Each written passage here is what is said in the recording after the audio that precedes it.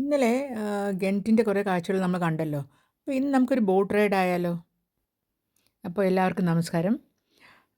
ഞങ്ങളിപ്പം ആ ബോട്ട് റൈഡിന് പോകാനായിട്ട് ഈ വഴി കൂടി വന്ന് പാലത്തിൻ്റെ അവിടെ ഇങ്ങനെ നിന്ന് നോക്കുമായിരുന്നു.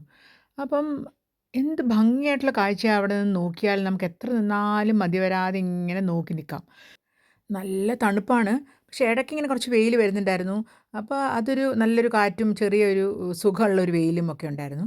പിന്നെ ഞങ്ങളവിടെ ഇങ്ങനെ ബോട്ട് കയറാനായിട്ട് നിന്നു. ആൾക്കാരെല്ലാവരും വന്നപ്പം ബോട്ട് സ്റ്റാർട്ടായി.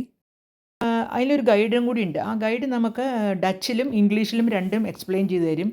ഈ ബിൽഡിങ്സൊക്കെ എന്താണ്, പണ്ട് എന്തായിരുന്നു എന്നൊക്കെ.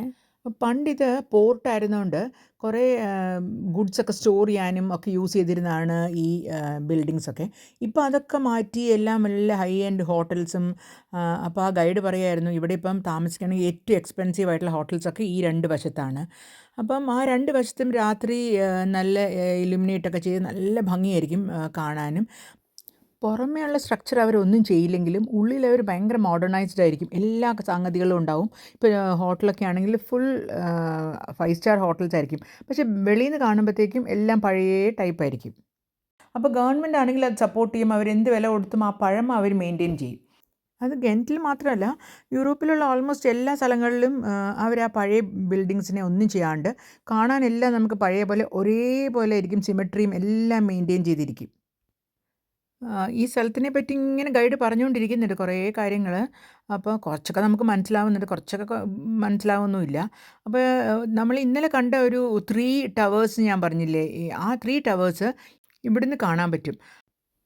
കെൻറ്റിൻ്റെ എല്ലാ സ്ഥലങ്ങളും എല്ലാ കാര്യങ്ങളും മെയിനായിട്ടുള്ള അട്രാക്ഷൻസും ഈ ഏരിയയിൽ കാണാൻ പറ്റുന്നതുകൊണ്ടാണ് എല്ലാ ആൾക്കാരും ഇവിടെ വന്ന് റൂം എടുക്കുന്നതും അവിടെ വന്ന് ചില്ല് ചെയ്യുന്നതും അവിടെ വന്ന് കഫേസിലിരിക്കുന്നതും ഒക്കെ.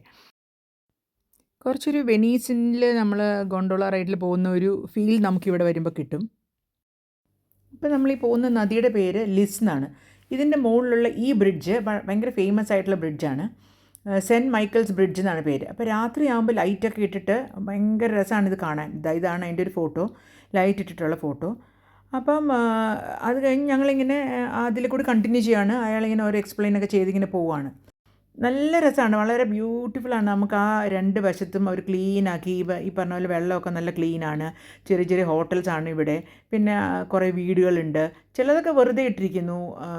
അങ്ങനെ അപ്പം നല്ല ഒരു സുഖമാണ്. ഇതിലേ കൂടി രാത്രിയൊക്കെ ആണെങ്കിൽ ബോട്ടിങ് വളരെ നല്ലതായിരിക്കും. അപ്പോൾ അങ്ങനത്തെ ഒരു നല്ലൊരു എക്സ്പീരിയൻസ് ആയിരുന്നു.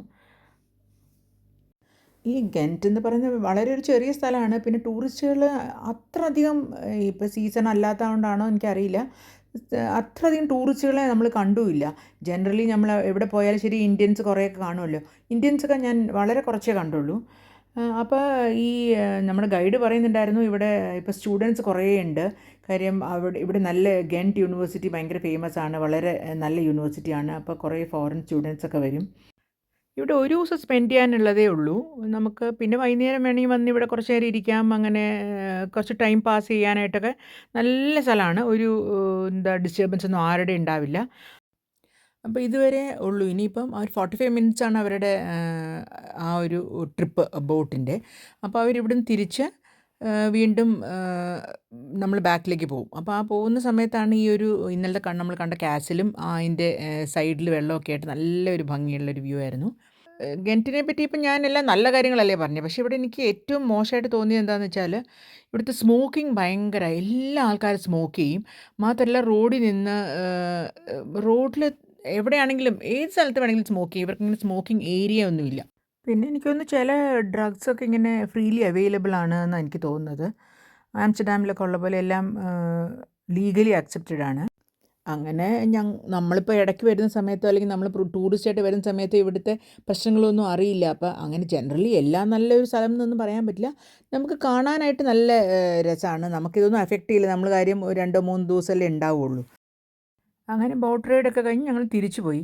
അപ്പോൾ അത് കഴിഞ്ഞപ്പോഴാണ് ഞാൻ ഓർത്തത് ഞങ്ങൾ കഴിഞ്ഞ പ്രാവശ്യം വന്നപ്പോഴാണ് അറ്റോമിയം കണ്ടത്. ഇത്തവണ അറ്റോമിയത്തിലേക്ക് പോയില്ല. അപ്പോൾ അതിൻ്റെയും കൂടി ഒരു കഴിഞ്ഞ പ്രാവശ്യം ചെറിയൊരു ഷോട്ട് എടുത്ത് ഞാൻ ഇതിനകത്ത് ഇടാമെന്ന് വിചാരിച്ചു. അതും ബ്രസൽസിൽ ഒരു പ്രാവശ്യം കാണാനുള്ളതേ ഉള്ളൂ, എന്നാലും കാണേണ്ട ഒരു കാര്യം തന്നെയാണ്. ഇനി അടുത്ത ദിവസം വേറൊരു വീഡിയോ ആയിട്ട് കാണാം. അതുവരെ എല്ലാവർക്കും ബൈ.